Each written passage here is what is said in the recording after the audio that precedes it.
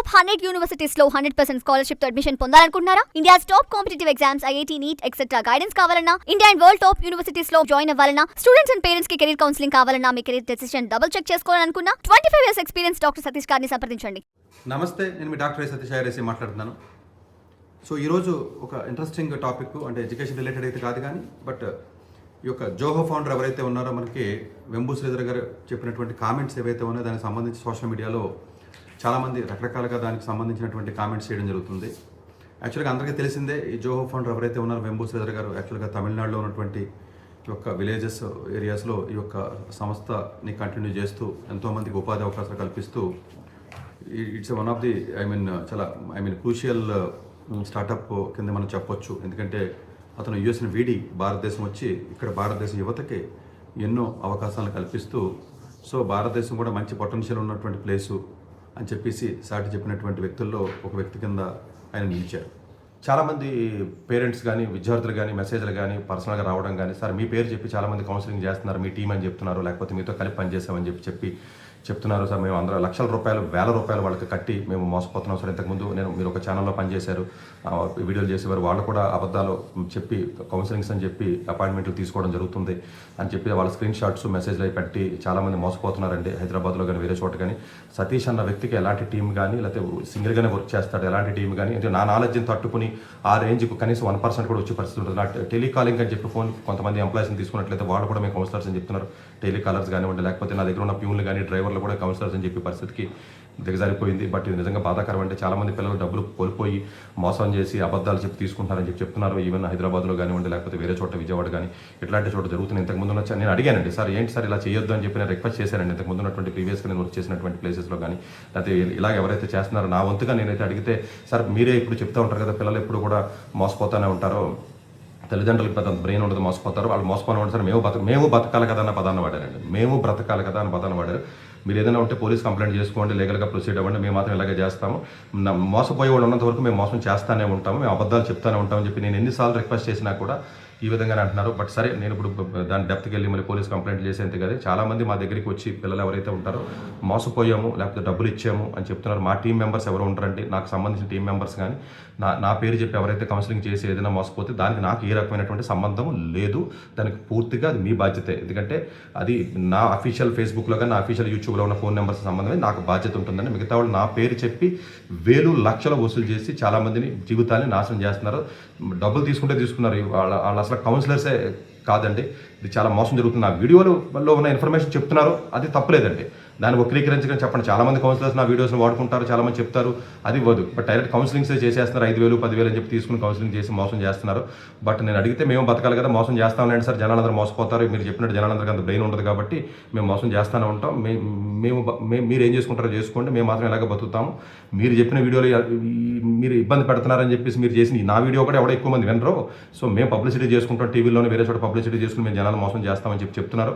So public అని చెప్పే చేస్తున్నారు, వాళ్ళే సీక్రెట్గా చేయట్లేదండి. బట్ మీకు చెప్పినప్పుడు అబద్ధాలు చెప్పి కౌన్సిలింగ్ తీసుకుంటారు, జాగ్రత్తగా ఉండాలని మనస్ఫూర్తిగా కోరుకుంటున్నాను. Thank you very much. దానికి నాకు ఏ విధమైన సంబంధం లేదు. చాలామంది నన్ను అడుగుతున్నారు, మీకు సంబంధం ఉందని. నాకు సంబంధం లేదని చెప్తున్నానంటే, ఆ డబ్బులు మీరు పోతే మీరే లాస్ అవుతారు, ఫారెన్ యూనివర్సిటీస్కి వెళ్తారంటే ఏది చేసినా నాకు సంబంధం లేదు. బట్ ఆయన ఓపెన్ పోస్ట్ ఒకటి ఎక్స్లో పోస్ట్ చేసింది. సో ఎన్ఆర్ఎస్ ఎవరైతే ఉన్నారో వాళ్ళందరూ కూడా ఇండియాకి తిరిగి రావాల్సినటువంటి టైం ఆసన్నమైంది. సో అక్కడ పరిస్థితులు ఏమీ బాగోలేదు. మీరందరూ కూడా ఇండియా వచ్చి ఇక్కడ ఉన్నటువంటి టెక్నాలజీస్లో కానీ, స్టార్టప్స్లో కానీ, అన్నింటిలో కూడా R&Dలో కానీ అన్నింటిలో కూడా మీరు పార్టిసిపేట్ చేస్తే భారతదేశం ముందుకు వెళుతుంది అని చెప్పేసి ఒక ఓపెన్ లెటర్ ఆయన ఇండియన్స్కి రాయడం జరిగింది. So Indian needs talent, experience, leadership ఇవన్నీ కావాలి. స్ట్రాంగ్ R&D ఏదైతే ఉంటుందో, స్టార్టప్ కానీ, ఇన్నోవేషన్ కానీ ఏదైతే ఉంటుందో దానికి సంబంధించి ఆయన ఓపెన్గా ఆయన ఎక్స్లో పోస్ట్ చేయడం జరిగింది. బట్ దీని మీద రకరకాల మనుషులు రకరకాల భిన్నాభిప్రాయాలు మనకు చెప్తున్నారు. లేదు ఇండియా యూఎస్ అంతా అయితే అయిపోయిందనో, లేకపోతే ఇండియా వాళ్ళు వెనక్కి వచ్చేస్తున్నారనో, ఇలా రకరకాలుగా చెప్తున్నారండి. ఇవన్నీ కూడా ఏంటంటే బేసికల్గా ఒక వ్యక్తి యొక్క పర్సనల్ ఒపీనియన్ ఏదైతే ఉంటుందో, ఈ పర్సనల్ ఒపీనియన్ మొత్తం దేశానికో లేకపోతే అమెరికాకో చుట్టేయడం ఏదైతే ఉందో కరెక్ట్ కాదు ఇది. సో ఆయనకున్నటువంటి పర్సనల్ ఒపీనియన్ వల్ల, ఆయనకున్నటువంటి పర్సనల్ కారణాల వల్ల, లేకపోతే ఆయనకున్నటువంటిది సరే మన దేశభక్త, లేకపోతే వాట్ ఎవర్ ద రీజన్స్ ఆయన వచ్చారు, చేస్తున్నారు, ఇండియాకి మంచిదే. బట్ ఏంటంటే మనకి ఏదైనా ఒక ఇష్యూ జరిగినప్పుడు, ప్యానిక్ సిచ్యువేషన్ ఉన్నప్పుడు మనిషి ఆలోచన విధానం మారుతుంది. సో ప్రాబబ్లీ ఒక 3 days, 5 days, ఒక 1 week అయిన తర్వాత వాళ్ళ ఆలోచన విధానం మారుతుంది. సో ఒకే రకంగా ఉండదు. అందువల్ల ఏంటంటే ఇప్పుడు వేసాల ఇబ్బంది అయింది, లేదా ఎవడో యూఎస్లో చచ్చిపోయినప్పుడు వెంటనే మన ఒపీనియన్ మారిపోతూ ఉంటుంది. అయ్యో యూఎస్ వెళ్ళొద్దు, లేకపోతే ఇప్పుడు హైదరాబాద్లో ఏదో చార్మినార్లో ఏదో, లేకపోతే ఇది ఎక్కడో ఏదో బాంబు పేలింది, అయ్యో ఇంకా హైదరాబాద్ వద్దంటాం. ఫ్లైట్ ఏదైనా ఏదైనా పడిపోయింది, ఏదో ఫ్లైట్ జరిగి జనాలు చనిపోయారు, ఇంక ఫ్లైట్ ఎక్కడని చెప్తాం. రోడ్డు మీద యాక్సిడెంట్ అయితే రోడ్డు వెళ్ళని చెప్తాం. ఇవన్నీ కూడా బేసికల్గా ప్యానిక్గా అలాంటి సిచ్యువేషన్లో తీసుకునే డిసిషన్స్ తర్వాత 4 రోజులు పోయిన తర్వాత మర్చిపోతూ ఉంటాం మనుషులు కాబట్టి. మనం అయ్యేది కొద్ది సీరియస్గా మైండ్లో అంత ఇంపాక్ట్ ఉండదు. అందువల్ల ఏంటంటే అమెరికాలో ఉన్నటువంటి వాళ్ళు ఏ విధంగా ఉంటారు ఏంటి అన్న దానికి పర్స్పెక్టివ్లో ఎవరికాడు సెల్ఫిష్గా ఆలోచించేటప్పుడు తప్ప జంబూ శ్రీధర్ గారు చెప్పారా, లేకపోతే వెంబు ఆయన చెప్పాడా, లేదా ఇంకొకటి చెప్పాడని అమెరికా నుంచి వచ్చేసి ఇక్కడ ఎవడ పెట్టుకునే పరిస్థితి అయితే ఉండదు. అది వస్తే మంచిది, దేశం మీద ప్రేమ ఉండాలి కదా అని చెప్పి చాలామంది చెప్తాను. దేశం మీద ప్రేమ అమెరికాలో ఉన్నవాడు కూడా ఇండియా మీద దేశం మీద ప్రేమ ఉండొచ్చు. ఇక్కడ ఉన్నవాడికి దేశం మీద ప్రేమ, ఇంట్లో ఉన్న అన్న మీద తమ్ముడి మీద ఉండడానికి జనాల మీద ఎవరికి ప్రేమ ఉండదు. ప్రేమ అనేది అది జనరల్గా మాట్లాడుకోవడానికి ఎమోషనల్గా ఉంటుంది తప్ప అక్కడ ఏమీ ఉండదు. సో ఇక్కడ ఉన్నవాడికి ప్రేమ ఉందో, లేకపోతే అక్కడ ఉన్నవాడికి లేదు, అక్కడ క్రైమ్ జరుగుతుంది, ఇక్కడ క్రైమ్ జరగదు, లేకపోతే ఇక్కడ మంచోడు ఉన్నారు, అక్కడ మంచోడు లేరు, అట్లాంటివి ఏమీ ఉండవండి. ఎమోషన్స్ అట్లాంటివి ఎక్కడ కూడా నడవు. సో ఎవరు ఇండివిజువల్గా బెనిఫిట్స్ వాడు ఆలోచించుకుంటాడు అంతే. ఫర్ ఎగ్జాంపుల్ వాడికి H1లో ఉన్నాడు, జాబ్ పోయింది, లేదా ట్రై చేస్తాడు, రాలేదు, వెనక్కి వస్తాడు రానివ్వండి. లేకపోతే ఎవడో స్టూడెంట్ కింద వెళ్ళాడు, లేకపోతే వాడికి ఏదో ఇబ్బంది అయింది, వెనక్కి రావాలి, వెనక్కి వస్తాడు, జాబ్ రాలేదు, వెనక్కి వస్తాడు. సో చాలామంది అమెరికా వెళ్ళినటువంటి విద్యార్థులు కానీ ఇంతకుముందు 25 ఏళ్ల క్రితం 20 ఏళ్ల క్రితం నేను చదువుకున్న రోజుల్లో తర్వాత రోజుల్లో ఎవరైతే వెళ్ళారో మాక్సిమం మెరిట్ స్టూడెంట్స్ కొంతమంది ఉన్నప్పటికీ కూడా, ఐఐటీస్లో ఉన్న టాపర్స్ వెళ్ళినప్పటికీ కూడా చాలామంది యావరేజ్, బిలో యావరేజ్ కాలేజీలో చదువుకుని పెద్దగా ఇక్కడ జాబులు రాకుండా పెద్ద పనికిరాని వాళ్ళు కూడా చాలామంది అమెరికా వెళ్ళి మంచి ఏదో ఎంఎస్ టైర్ 3 కాలేజీలో చదువుకుని కూడా లక్షల కోట్లు సంపాదించిన ఎంతోమందిని చూశాను, నాకు పర్సనల్గా తెలుసు. సరే ఇలా అంటే మరి దాన్ని వేరే రకంగా మీరు కామెంట్ చేస్తే చేయొచ్చు. ఇప్పుడు అలాంటి పరిస్థితి లేదు, కానీ ఒకప్పుడు అలా జరిగింది. 20 ఏళ్ల క్రితం 15 ఏళ్ల క్రితం వెళ్ళారు, గ్రీన్ కార్డులు ఉన్నాయి. ఇప్పుడు అమెరికాలో ఆల్మోస్ట్ చూసుకున్నట్లయితే మీకు 5 మిలియన్, ఆల్మోస్ట్ 55 lakhs వరకు భారతదేశ ఇండియన్ ఆరిజిన్ పీపుల్ ఉంటారో అందులో ఆల్మోస్ట్ ఒక 2 మిలియన్ తీసుకున్నట్లయితే ఈ యొక్క నేచురలైజేషన్ ద్వారా మామూలుగా ఆల్మోస్ట్ ఏదైతే మీకు గ్రీన్ కార్డ్ ఏదైతే ఉంటుంది, సిటిజన్షిప్ ఏదైతే వాళ్ళు ఉంటారో ఒక 1 మిలియన్ యూఎస్లో పుట్టినటువంటి భారతీయులు ఒక 1 మిలియన్ వేసుకున్నప్పటికీ కూడా H1 మీద ఒక 3-4 లక్షల మంది వేసుకున్న, స్టూడెంట్స్ 4 లక్షలు వేసుకున్న, లేకపోతే ఇలా రకరకాలుగా ఉన్నటువంటి పీపుల్ ఎవరైతే ఉంటారో మొత్తం కలిపినా కూడా ఒక 50-55 లక్షల మంది ఉంటారండి. సో వీళ్ళందరూ ఏంటంటే అక్కడ ఉన్నటువంటి వ్యక్తులు అక్కడ ప్యానిక్ అయిపోతున్నారనో, అది ఇప్పుడు ఏదో ట్రంప్ వచ్చాడనో ప్యానిక్ అయిపోవడం, వాళ్ళ డెసిషన్స్ అయిపోయి ఇదేదో అయిపోతుందని చెప్పి వచ్చాడు, అలాంటివి ఉండదండి. వాడికి అక్కడ కుదరకపోతేనో, లేకపోతే ఇక్కడ ఏదైనా ఆపర్చునిటీ ఉంటేనో, లేకపోతే వేరే కారణాలు వస్తాడు తప్ప నరేంద్ర మోడీ గారు చెప్పారనో, లేకపోతేనేమో వెంబు గారు చెప్పారనో, లేకపోతే సతీష్ గారు చెప్పారనో ఎవడో వచ్చేది ఉండదు, ఏముండదు. ఇది రండి అంటే ఆడేందుకు వస్తాడు, నీకు ఆపర్చునిటీ లేక ఇక్కడ కూర్చున్నావు, వచ్చినాడు పోయాడు, సంపాదించుకున్నాడు, ఆడెక్కడ ఉంటే దేనికి పనికి రాకుండా ఉండేవాడు. అలాంటి వాడు కూడా చాలామంది వెళ్ళారు. ఇప్పుడు కాదండి, దీనికి చాలామంది చాలామంది ఆల్మోస్ట్ ఇక్కడ టైర్ 3 కాలేజీలో చదువుకున్న, చిన్న ఉద్యోగాలు చేసుకున్న వాళ్ళు కూడా అమెరికా వెళ్ళి కోట్లు సంపాదించుకున్నారు. ఇండియా వెనక్కి వచ్చిన డబ్బులు వచ్చినా ఆస్తులు కొనుక్కున్నారు, ఈ రియల్ ఎస్టేట్లు పెంచిన తర్వాత వెళ్ళాయి. సో వాళ్ళు ఎక్కడ ఉంటే ఏమి పెద్ద ఉద్ధరించేది ఏమన్నా ఉందంటే ఉద్ధరించేది ఏం లేదు. సరే వెనక్కి వచ్చి R&D చేయమని చెప్తున్నారు. ఇప్పుడు ఏమని చెప్తున్నారు ఇప్పుడు గీతా కృష్ణ గారు కూడా ఏం చెప్పింది, చికాగోలో యూనివర్సిటీలో కెమిస్ట్రీ డిపార్ట్మెంట్లో ప్రొఫెసర్, ఆవిడ చెప్పిన ఇంటర్వ్యూలో ఏం చెప్తుంది, అంత పెద్ద ప్రొఫెసర్స్ ఇక్కడికి వచ్చినా, మేము ఇక్కడికి వచ్చినా మాకు అంత ఫండింగ్ ఎవడిస్తాడు, రీసెర్చ్ ల్యాబ్స్ ఎవడిస్తాడు, లేకపోతే ఇండిపెండెన్సీ అన్న పదాన్ని కూడా వాడారండి వాళ్ళు. ఎందుకంటే ఆ డెసిషన్ మేకింగ్ కానీ, లేకపోతే మనం చేసినప్పుడు మాకు ఉన్న ఫ్లెక్సిబిలిటీ కానీ, ఈ యొక్క బ్యూరోక్రసీ సిస్టమ్లో ఎక్కడ చేస్తామో, మాకు ఆ ఫండింగ్ లేనప్పుడు, మాకు ఆ ఫెసిలిటీస్ లేనప్పుడు ఇక్కడ ఎలా చేయాలి, 20 ఏళ్ళు ఇక్కడ ఇండియాలో మేము వర్క్ చేసినట్లయితే దానికంటే 4-5 ఏళ్ళు చేస్తే బెటర్ అని చెప్పి ఆవిడ వెళ్ళి లండన్లో పట్టుకెళ్ళి 2 స్టార్టప్స్ పెట్టుకుని అమెరికాలో చికాగోలో ప్రొఫెసర్ కింద పనిచేస్తున్నారు. అలాంటి వాళ్ళు ఎంతోమంది చెప్తున్నారు. ఇక్కడ ఎక్కడా కూడా బీజేపీ పార్టీ చెప్పిందా, లేకపోతే చంద్రబాబు నాయుడు గారు చెప్పారా, లేదా ఇంకొకటి చెప్పాడా, వచ్చి మాకు చెయ్యండి అలాంటివి ఏవి కూడా ఉండవు. అక్కడ ఉన్నవాళ్ళు హ్యాపీగా ఉన్నారు, ఇక్కడ ఉన్నవాళ్ళు రకరకాలుగా ఉంటారు. ఇక్కడ ఉన్నటువంటి పీపుల్ ఎవరైతే ఉన్నారో వాడికి అవకాశం వస్తే అడుగు వెళ్తాడు, రానోడు ఎదురు. ఎందుకంటే అక్కడ ఉన్నవాళ్ళు పీపుల్ పాపులేషన్ తక్కువ ఉంటుంది కాబట్టి, ఇక్కడ ఉన్నవాళ్ళు ఎక్కువ ఉంటారు కాబట్టి వాళ్ళ వాయిస్ ఎక్కువ కనపడుతుంది కాబట్టి ఎన్ఆర్ఎల్ వెనక్కి వచ్చేస్తున్నారు, వెనక్కి వచ్చేయండి, ఎవడొచ్చేస్తాడు వెనక్కి, వాడిని గెంటితే వస్తాడు.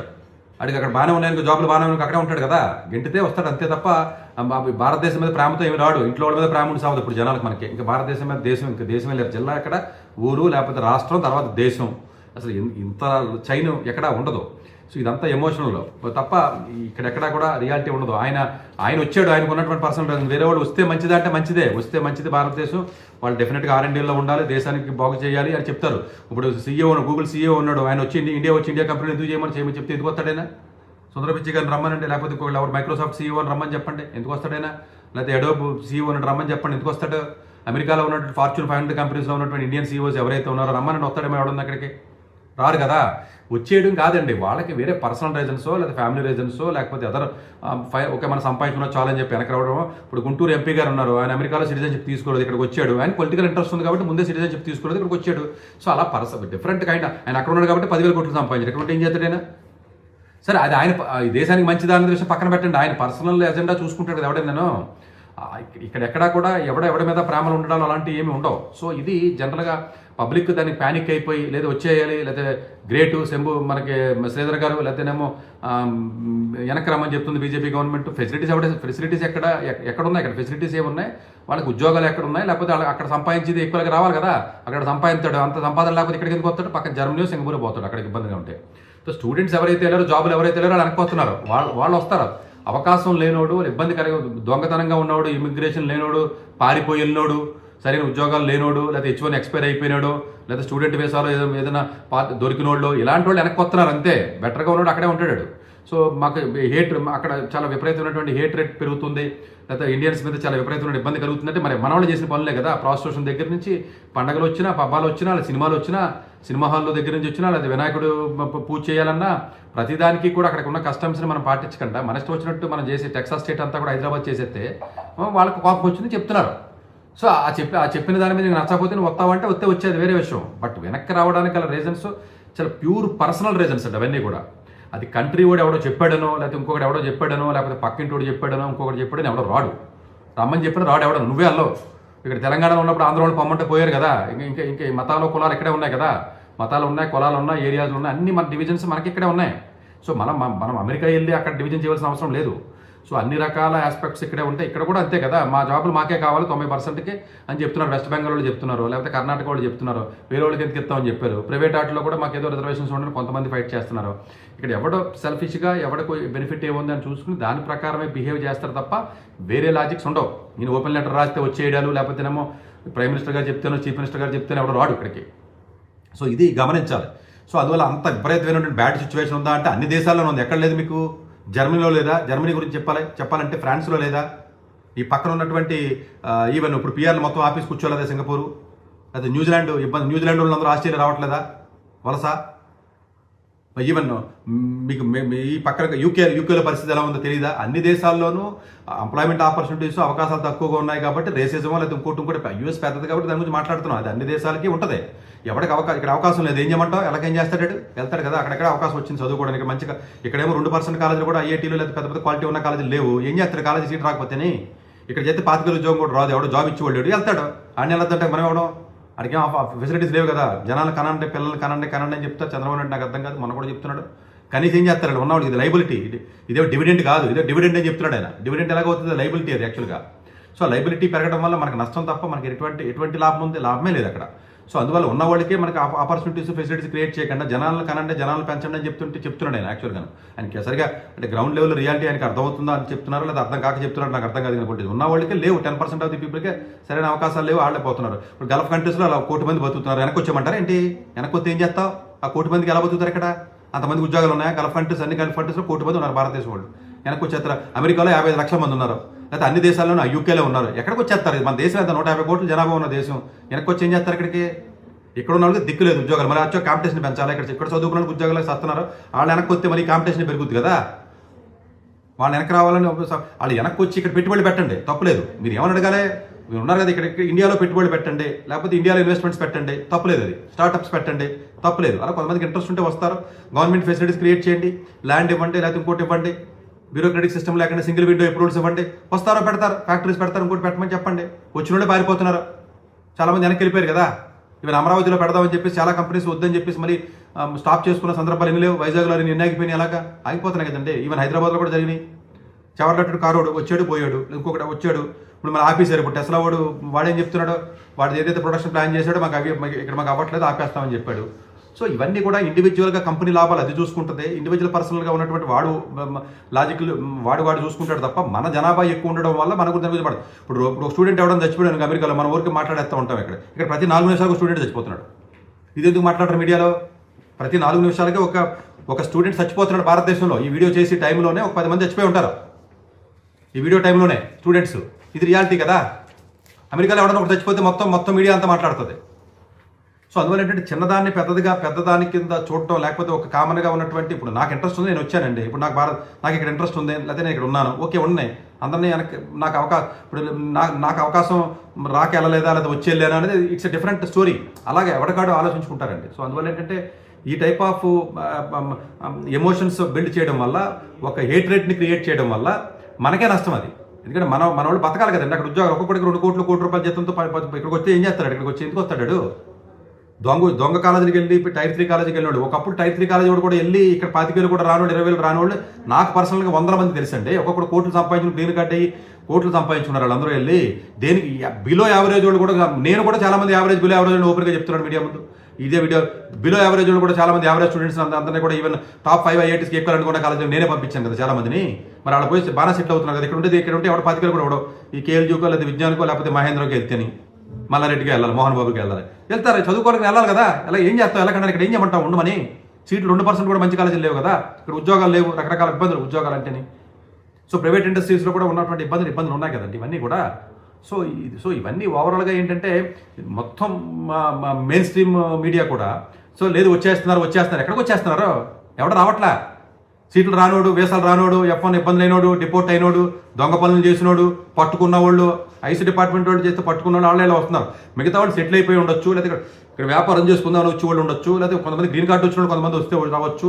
రకరకాల రీజన్స్ వల్ల తక్కువ మంది వస్తారు. But not that is panic condition కదా. జర్మనీ నుంచి ఎంతమంది వచ్చారు తెలుసా మీకు? రివర్స్ మైగ్రేషన్ జరిగింది కదా. బ్రెయిన్ డ్రైన్ అవుతుంది, రివర్స్ మైగ్రేషన్ జరుగుతుంది అంతే. రివర్స్ మైగ్రేషన్ ఎందుకు జరుగుతుందంటే డిఫరెంట్ రీజన్స్ ఉంటాయి కదా. ఆ రీజన్స్ మన ఇండివిజువల్ రీజన్స్ అండి. అవన్నీ అన్నీ కూడా పొలిటికల్ ఆస్పెక్ట్స్ సంబంధించిన ఇంకోటి. సో అక్కడ ఇబ్బంది అయింది, ట్రంప్ ఇబ్బంది పెడుతున్నాడు, లేదా ఇంకో రకమైన ఇబ్బంది ఉంది, ఓకే వస్తాడు, రానివ్వండి అంతే.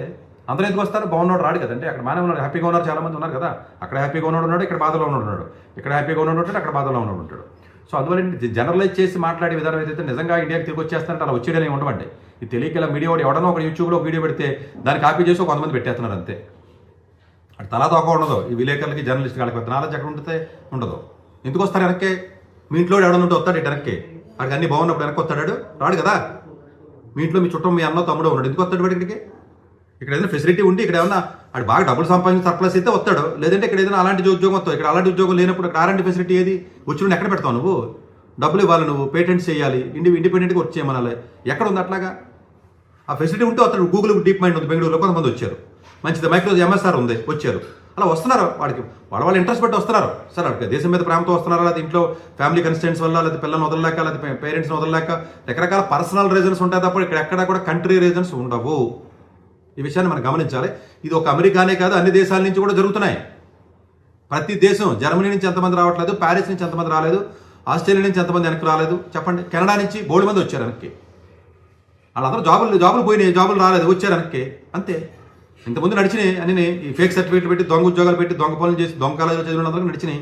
ఇప్పుడు నడవట్లేదు అంతే, అయిపోయింది. అందుకు ఈ చెత్త అంతా వెనక్కి వస్తుంది. వెనక్కి వచ్చిన చెత్త అంతా కూడా అక్కడ బాగా సెటిల్ అయిపోయినాడు వచ్చేస్తాడు అనుకుంటారు. అక్కడ సెటిల్ అయిపోయినాడు రాడు. వచ్చాడు అంటే అది వేరే పర్సనల్ రీజన్స్ ఉంటాయి. కొంతమంది స్టార్టప్స్ పెట్టడానికో, లేదా ఇన్వెస్ట్మెంట్స్ పెట్టడానికో, కడుపు నిండినోడో, లేకపోతే వేరే రీజన్స్ వల్ల, వేరే కారణాల వల్ల రావచ్చు. వాడు భారతదేశం మీద ప్రేమ ఉండడం వల్ల సరే ఇక్కడ అలవాటు అయింది, ఇక్కడ ఉండాలని చెప్పి ఇక్కడ రావచ్చు. దట్ ఇస్ కంప్లీట్లీ ఇది ప్యూర్ పర్సనల్. ఏదైనా కొంతమందికి ఎమోషనల్గా ఉండొచ్చు, రకరకాలుగా ఉంటాయి. సో డెఫినెట్గా ఈ యొక్క ఏదైతే ఉన్నాయో ఇవి డెఫినెట్గా దాన్ని రాంగ్గా తీసుకెళ్ళడం వల్ల మనకే నష్టం. ఇప్పుడు ఓకే నువ్వు వచ్చామన్నాం, ఏం చేస్తాడు అందరినీ? ఇప్పుడు పిలిపించారు, బీజేపీ గవర్నమెంట్ ఇచ్చింది, అక్కడ టీడీపీ గవర్నమెంట్ ఇచ్చింది, ఇక్కడ రేవంత్ రెడ్డి గారు పిలిపించారు. అయితే ఏం చేయమని ఇక్కడికి వచ్చి ఎందుకు వస్తాడు? ఏమున్నాయి ఇక్కడ ఇవ్వడానికి? ఏముంది ఇక్కడ ఇవ్వడానికి? మీరు చెప్పండి. ఇక్కడికి వచ్చి ఉస్మానియాలో చేయాలా, లేదా రీసెర్చ్, లేదా ఎక్కడైనా చేయాలా? ఉన్న వాళ్ళకి అక్కడ ఫండ్ లేక చచ్చిపోతున్నారు కదా. అక్కడ ఎక్కడుంది ఫండింగ్? ఎక్కడ ఉంది? మొత్తం అన్ని ఐఐటీలు కలిపి ఇచ్చి ఫండింగ్ అక్కడ యూఎస్లో కాలేజీలు ఇచ్చే దాంట్లో 1/10 కూడా లేదు కదా. ఇది రియాలిటీ కదా, ఇవ్వాలి కదా, పెంచుకుంటే వెళ్ళాలి కదా. ఈవెన్ 1% ఆఫ్ ది జీడీపీ కూడా మన ఎడ్యుకేషన్ ఖర్చు పెట్టాం కదండి మనం. సో ఇందులో చాలా ఆస్పెక్ట్స్ ఉంటాయండి. సో ఫెసిలిటీస్ కానీ, ఆపర్చునిటీస్ కానీ, లేకపోతేనేమో వాళ్ళకున్న కంఫర్ట్ జోన్ కానివ్వండి, అక్కడ ఉన్న శాలరీస్ ఏ విధంగా ఉన్నాయి, అక్కడ కూడా పద్ధతిగా బతికి వాళ్ళు ఉన్నారు, మంచిగా ఉన్న వాళ్ళు ఉన్నారు, వరస్ట్గా బతికి కూడా ఉన్నారు. చెప్తాను కదా, ప్రాస్టిట్యూషన్ రన్ చేసే వాళ్ళ దగ్గర ప్రతి కూడా చెత్త అంతా మన ఇండియన్సే ఉన్నారు అక్కడ. సో వాళ్ళకి హేట్ రేట్ పెరిగింది. మరి పెరగదేంటి మనం చేసే ఏదో పనులకి పొమ్మంటున్నారు. ఓకే, అన్ని దేశాల్లో జరుగుతుంది కదా. పద్ధతిగా ఉండి హ్యాపీగా ఉన్నవాళ్ళు బోడు మంది ఉన్నారు, బాగా సంపాదించుకున్నారు, ఇండియాలో బోడు కొనుక్కున్నారు, ఆస్తులు ఉంటాడు అక్కడ. సో వాడు కడుపు నిండా వస్తారు. సో దీన్ని డెఫినెట్గా వేరే రకంగా ఏదో అమెరికా ఒకదానికి సంబంధించినటువంటి విషయం కింద చూడవలసిన అవసరం లేదు. సో వాళ్ళ దేశాలు వాళ్ళు కడుక్కొని ఉండాలని, మిగతా దేశాలు కడుక్కుంటారు, మన దేశాలు మనం కడుక్కుందాం అంతే. ఇక్కడెక్కడా కూడా వేరే అదర్ టైప్ ఆఫ్ ఆస్పెక్ట్స్ ఏవైతే ఉన్నాయో, ఆయన వచ్చారు శ్రీధర్ గారు, మంచిది, మనం స్వాగతిద్దాం. ఆయన చాలామంది ఉపాధి కల్పిస్తున్నాడు, చేశాడు, మంచిది. అలాగే వాళ్ళ ఇంట్రెస్ట్ ఈయన చెప్తూ ఇంకొకటి రాడు, నేను చెప్తూ ఇంకొకటి ఎందుకు వస్తాడు, అలా రాడండి. కాలేజీకి రాడు, ఇంకొకటి రాడు. సో డెఫినెట్గా ఎక్కడ అవకాశాలు ఉంటే మనిషి అక్కడ పరిగెడతాడు. భారతదేశం లాంటి కంట్రీకి పరిగెట్టాలి. మనకి లేబర్ ఇంటెన్సివ్ మార్కెట్ మనకి. నువ్వు జనాలందరూ రెచ్చగొట్టేస్తాను అనుకో, మనం రెచ్చగొట్టేస్తే ఇక్కడే ఉన్నారనుకో, ఏం చేస్తావు వీళ్ళందరినీ? భారతదేశం మంచిది, భారతదేశాన్ని ప్రేమించండి అని చెప్పు. ఎవడు ప్రేమిస్తాడో? వాడు ఇంట్లో ఉండే ప్రేమించడాడు, ఊరినే ప్రేమించడు, పక్కన ఉండే ప్రేమించడు. మనకే ఉంటుంది జలసి ఈర్ష్య అందరికీ. వాళ్ళనే ప్రేమించావు. మనం దేశాన్ని ఎవడండి ప్రేమించేది? నాకు అర్థం కాదు. ఇదేం ఉండదు. ఎవడన్నా ఒక మిలిటరీ ఒక సోల్జర్ ఏదన్నా అయితే మొత్తం సోషల్ మీడియాలో ఫుల్ అయిపోతాం మనం అందరం. అంతే తప్ప మనం ఏం పని చేయం. ఓన్లీ సోషల్ మీడియాలోనూ కామెంట్లు పెట్టడం తప్ప ఏం చేయం మనం అందరం కూడా. సో ఇది డెఫినెట్గా ఆయన లెటర్ ఇచ్చాడు, స్వాగతించాడు, మంచిది. ఇంట్రెస్ట్ ఉన్న వస్తారు. ఇదేదో మొత్తం కంప్లీట్గా ఎగ్నిస్తానో, లేకపోతే అందరూ వచ్చేస్తారనో, లేకపోతే వచ్చేయాలని చెప్పి మనం అనుకోవడమో, లేకపోతేనేమో ఇది తప్పు. ఇది డెఫినెట్గా అది తెలియని ఒక తనంతో చాలామంది మీడియాలో సరైన అవగాహన ఉండదండి. వాళ్ళకి అవగాహన లేక ఇక్కడ చేస్తున్నటువంటి విధానం కింద మనం దాన్ని చూడాలి. డాక్టర్ ఎస్ సతీష్ గారు ఏపీ తెలంగాణ విద్యార్థులకు సుపరిచితమైన పేరు. సతీష్ గారు 2001 యూపీఎస్సీ పరీక్షల్లో ఇండియన్ రైల్వే విభాగంలో ఉద్యోగం సాధించారు. సతీష్ గారు చదివిన చదువులు engineering, MTech, MBA, executive MBA, MSc, MBA HR, MS psychology లాంటి పోస్ట్ గ్రాడ్యుయేషన్ డిగ్రీతో పాటు డాక్టరేట్ కూడా చదవటం జరిగింది. సతీష్ గారు నిరంతర విద్యార్థి. అలాగే సతీష్ గారు పలు ప్రతిష్టాత్మక కాంపిటేటివ్ పరీక్షలో యూపీఎస్సీ నిర్వహించే సివిల్ సర్వీస్ పరీక్షలో 179వ ర్యాంక్, అలాగే ఇంజనీరింగ్ సర్వీస్ లో 24వ ర్యాంక్, గేట్ ఎగ్జామ్ లో 4వ ర్యాంక్, క్యాట్ ఎగ్జామ్ లో 99.8%, జిమాట్ 76 స్కోర్, ఇలా పలు కాంపిటేటివ్ ఎగ్జామ్స్ లో మొదటి ప్రయత్నంలోనే ఎన్నో ర్యాంకులు సాధించారు. ఎన్ని క్వాలిఫికేషన్ డిఫరెంట్ పరీక్షలో ర్యాంకులు సాధించిన వ్యక్తులు మన ఇండియాలో చాలా అరుదనే చెప్పాలి. ఇలాంటి అకాడమిక్ లో పరంగా, కాంపిటేటివ్ పరంగా ఎన్ని ర్యాంకులు సాధించడంతో పాటుగా గవర్నమెంట్ ఉద్యోగం చేస్తూ పలు అవార్డులు తీసుకున్నారు. సతీష్ గారికి జోనల్ లెవెల్లో general manager award, all India లెవెల్లో నేషనల్ లైఫ్ టైమ్ అచీవ్మెంట్ గుర్తింపు దక్కాయి. అక్రిసియేషన్ of president life time సేవశ్రీ award Andhra Pradesh మంత్రి నుంచి అందుకున్నారు. వీటితో పాటు పలు రకాల అవార్డులను అందుకున్నారు. ఎన్నో ప్రతిష్టాత్మక ఆర్గనైజర్స్ పర్మనెంట్ మెంబర్ గా ఉన్నారు. కష్టపడి పైకి వచ్చిన వ్యక్తి కావటం వల్ల గత 20 సంవత్సరాల నుంచి ఎంతో మంది చిన్నపిల్లల దగ్గర నుంచి 5, 6 తరగతుల విద్యార్థుల నుంచి పెద్ద పీజీ, పీహెచ్డీ కాలేజీలకు వెళుతూ విద్యార్థులకు అవగాహన కల్పిస్తుంటారు. ప్రతి విషయంపైన డాక్టర్ సతీష్ గారు స్పష్టమైన అవగాహన కలిగి ఉన్నారు. డాక్టర్ సతీష్ బలంగా నమ్మే సూత్రం ఏంటంటే అవేర్నెస్ ఈజ్ ఎవ్రీథింగ్. మనిషికి అవేర్నెస్ ఉంటే ఏదైనా సాధించగలరు. ఒక్క మోటివేషన్ తోనే కాదు, ఏది చేయాలి, ఏది చేయకూడదు, ఎలాంటి డెసిషన్ తీసుకోవాలి అన్న విషయాలపై, ముఖ్యమైన విషయాలపై అవగాహన కల్పిస్తుంటారు. అలాగే గవర్నమెంట్, ప్రైవేట్ జాబులే కాకుండా ప్రపంచ దేశాల్లోని జాబ్స్ పై కూడా అవగాహన కల్పిస్తుంటారు. ఉద్యోగాలతో పాటు పెద్ద చదువులైన ఐఐటి వంటి వాటిపై సెషన్స్ నిర్వహిస్తూ ఉంటారు. ఇప్పటి వరకు 3 లక్షల సెమినార్స్ ₹1 తీసుకోకుండా ఉచితంగా నిర్వహించారు. ఇందులో భాగంగా మన 99 టీవీ ద్వారా విద్యార్థులకు మోటివేషన్ ఇవ్వటానికి మీ ముందుకు వస్తున్నారు డాక్టర్ సతీష్ గారు.